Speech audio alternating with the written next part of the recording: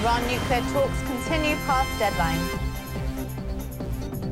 20th Knesset sworn in during celebratory first meeting. Turkish prosecutor dies of wounds after Istanbul hostage shootout. And gorilla rescues her sister after she falls into zoo mode.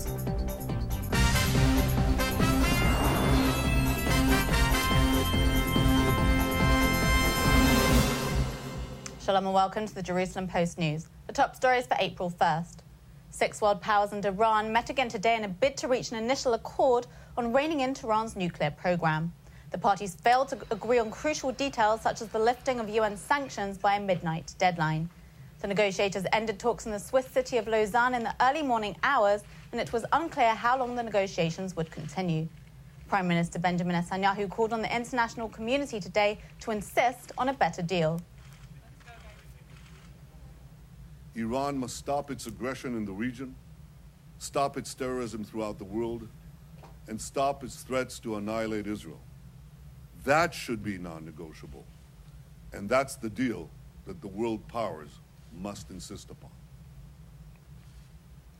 Thank you. Elected Israeli Knesset members convened yesterday for the inauguration of the 20th Parliament. President Reuven Rivlin was welcomed in an official ceremony held at the Knesset Plaza. The 120 newly elected lawmakers were then sworn in the Parliament plenary. In a later ceremony held at the Parliament's Chagall Hall, Prime Minister Netanyahu, who was criticised for anti-Arab rhetoric during the election campaign, pledged to represent all citizens of Israel and heal rifts.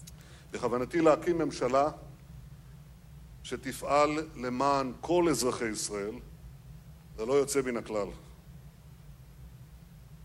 משימתנו הראשונה היא לאחות את הקרעים.